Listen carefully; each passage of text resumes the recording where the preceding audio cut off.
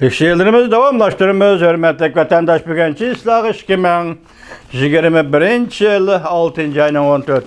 günü.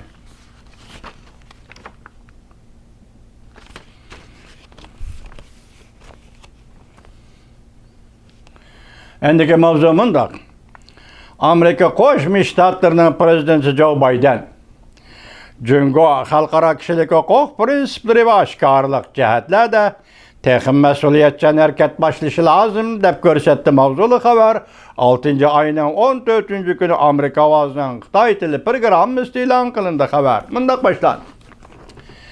Brussel Amerika Qo'shma Shtatlari prezidenti Joe Biden bunday jakarladi.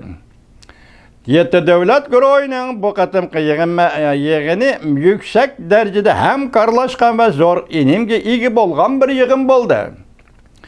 Yuqumliq virusning tarqalishiga qarshi turish, yer shari iqtisodini gullantirish, Jungoning qilmish atmishlarini ismini atab turib tanqid qilish jihatlarda ilgarilashni qo'lga keltirdi. Prezident Joe Biden Karbes qo'ltiqida 7 davlat guruhi yig'ini oxirlashganda muxbirlarni kutib olish yig'inida bunday ko'rsatdi.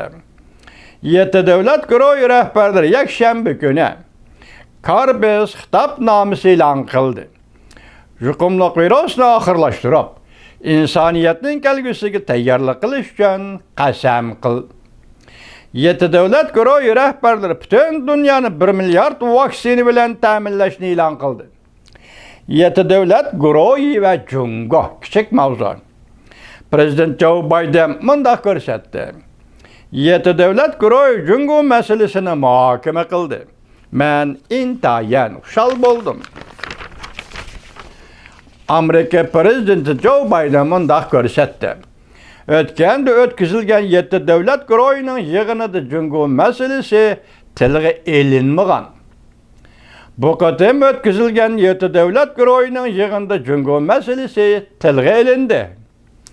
7 devlet guruhi Jungo kishilik huquqiga tajovuz qildi deb va Uyg'uriston, Hong Kong masalasini o'ttirib qo'yishga oshkora qo'shildi. Jungo Uyg'uristonda Uyg'urlarni va boshqa musulmonlarni bostirdi va Hong Kongda demokratizmchilarning harakatini bostirdi deb ko'rsatdi Prezident Joe Biden. Diqqat vatandoshlar, jumlalarga diqqat.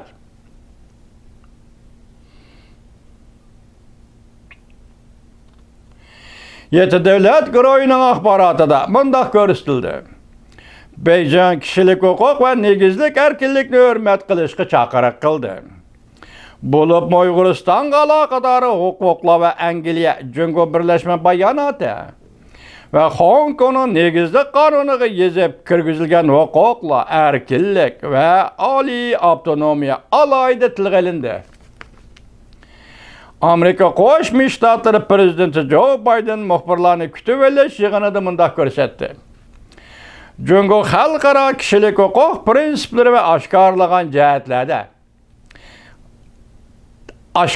jihatlarda kechiringlar. Jungo xalqaro kishilik huquq prinsiplari va oshkorlik jihatlarda texim mas'uliyatchan harakat qilinishi lozim. Prezident Joe Bidenning bu qatimqi so'z bayoni. Texmo mas'uliyatchan harakat qilinishi lozim. Jungo haftaning 1-kuni, yani dushanba, Jungo 7 davlat guruhi yig'inini tanqid qilib bunday ko'rsatdi.